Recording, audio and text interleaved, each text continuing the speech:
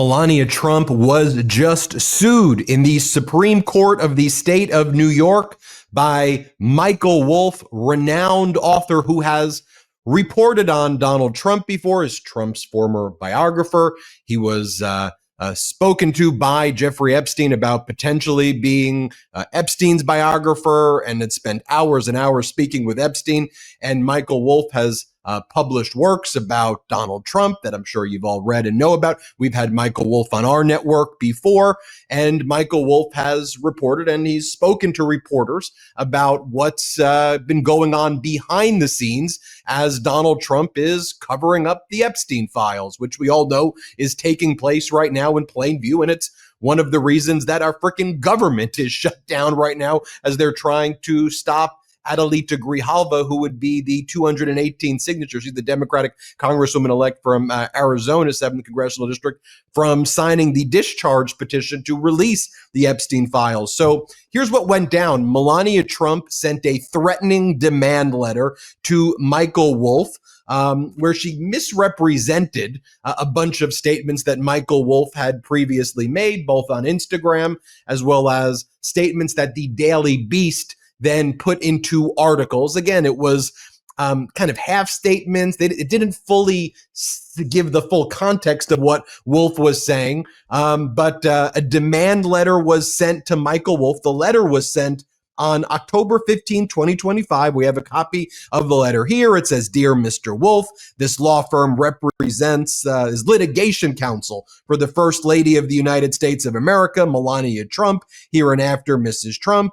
And then it goes on to say that we believe you've engaged in defamations.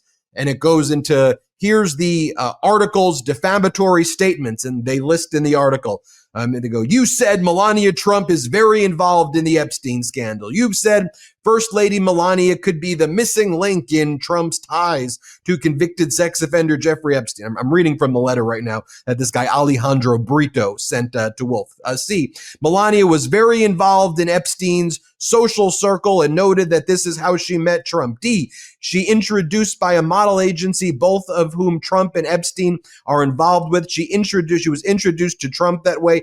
Epstein knew her well. Then it goes on to cite other Instagram posts where it says that you said, Wolff, that Epstein told you that Trump and Melania got together for the first time on Epstein's airplane, and that Melania met Trump through the same modeling circles through which Epstein and Trump procured dates. You said, Wolff, this sham marriage, trophy marriage, hardly any marriage at all is part of the scam. Then it makes a very specific demand. It says you need to apologize. You need to issue a retraction. You need to do this all in public.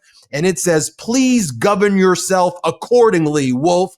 So on the deadline that was given for, I guess, Michael Wolff to govern himself accordingly, Michael Wolff sued Melania in New York Supreme Court, which is their trial court. We have the lawsuit right here, verified complaint for declaratory judgment and damages under New York's anti-SLAPP statute, strategic lawsuit against free speech, basically, against public policy, where Michael Wolff saying, I'm reporting on the facts that I know. I'm an author who has a First Amendment right.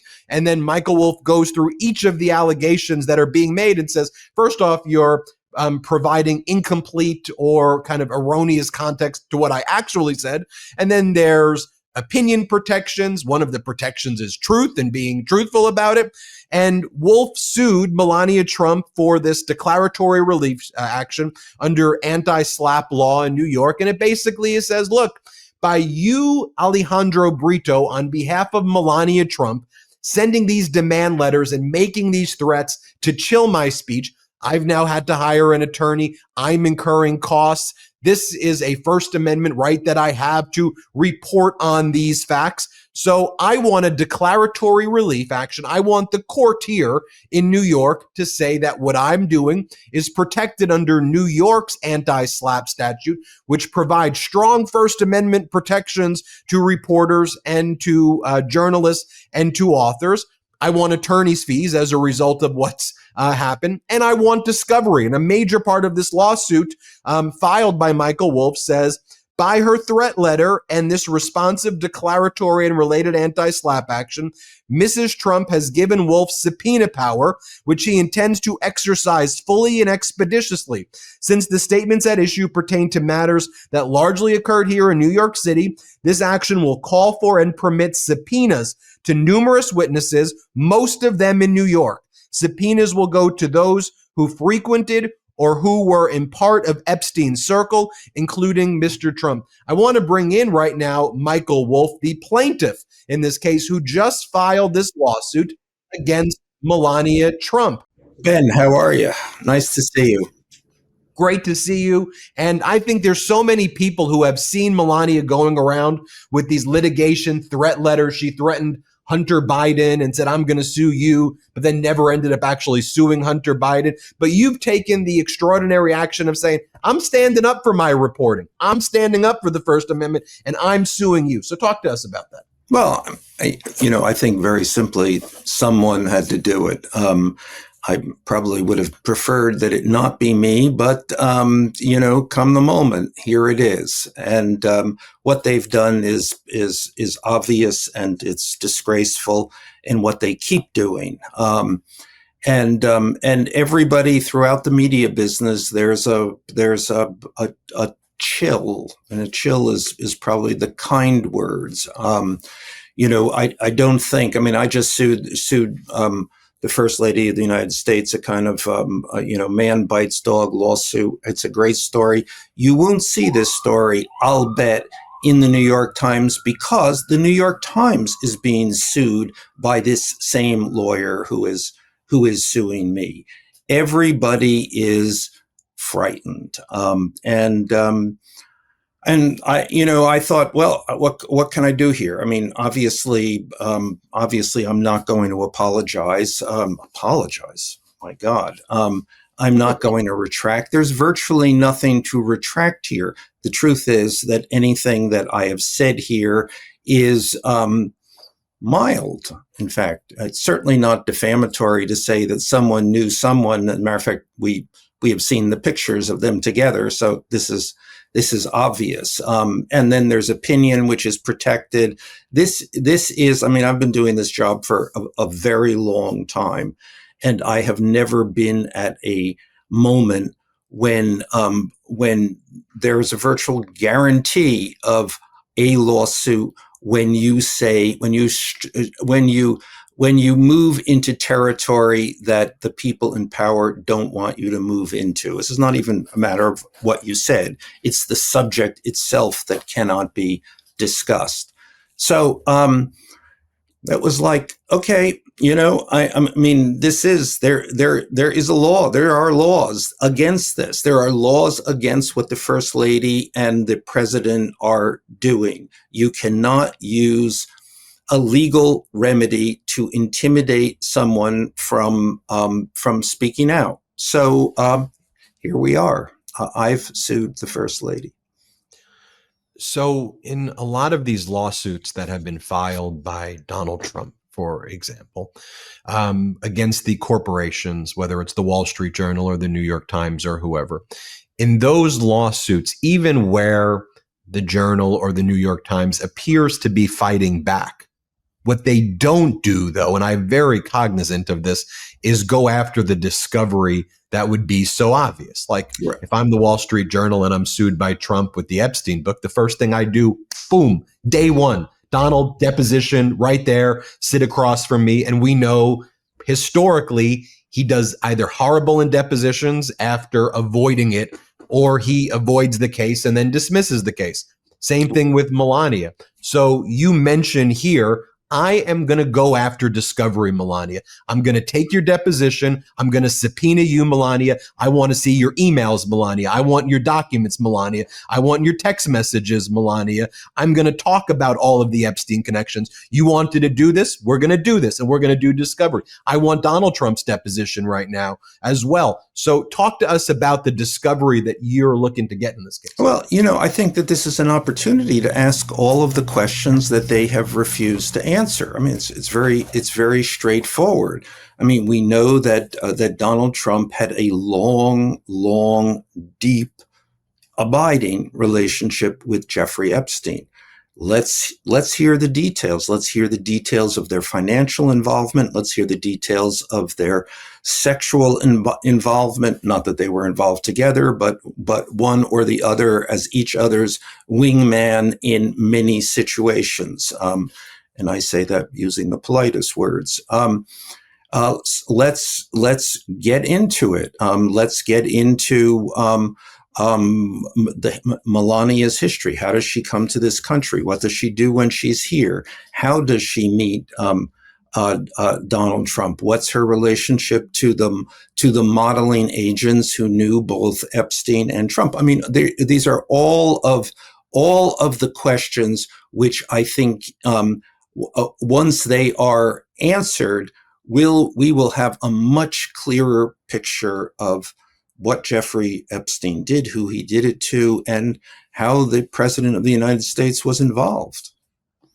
And right now, as the government is shut down, and one of the reasons that seems to be clear is that they don't want this discharge petition being signed by Adelita Grijalva, who would be the 218th signature. She's that Democratic Congresswoman-elect from Arizona's 7th Congressional District.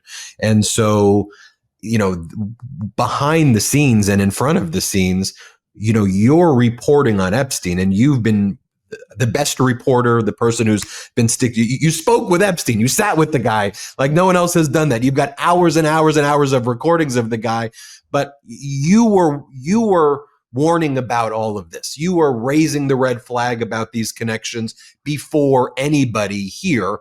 We were amplifying a lot of the cover, what I think should have been out there at the time, but now you're seeing it in a way that's so damaging to the country. I mean, to people's healthcare, to people's lives. Like, that's what's so wild about this too. So what do you make of this?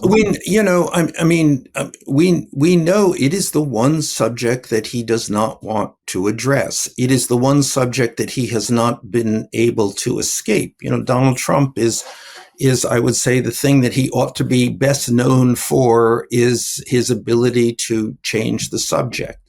He has not been able to change the Epstein subject. I think partly because people understand that it is the key to understanding so much about Donald Trump in particular, but our time in general, and the nature of power, and who has it, and what powerful people do with it.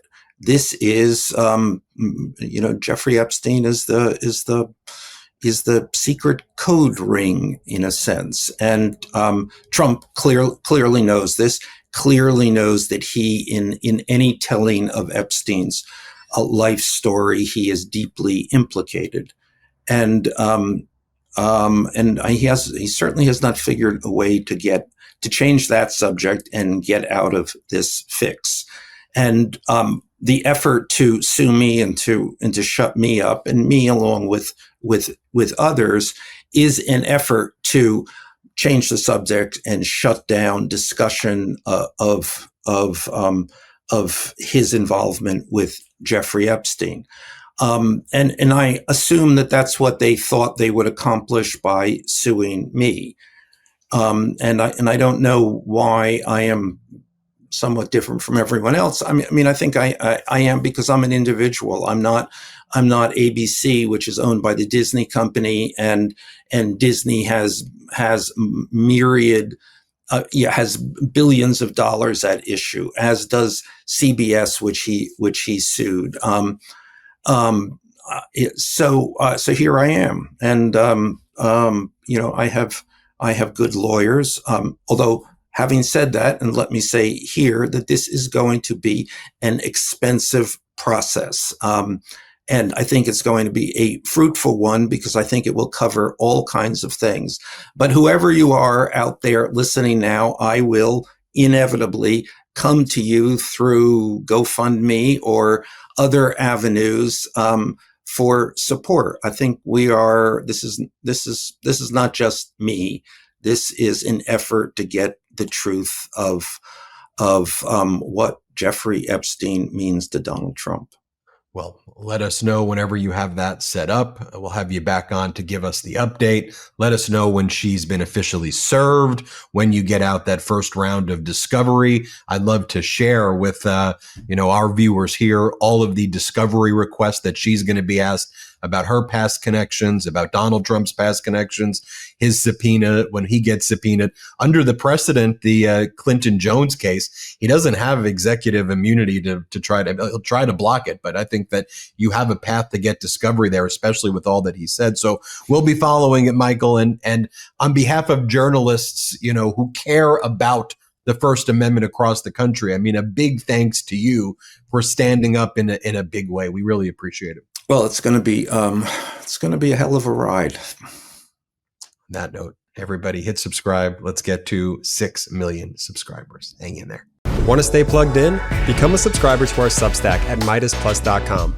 You'll get daily recaps from Ron Filipkowski, ad-free episodes of our podcast, and more exclusive content only available at MeidasPlus.com.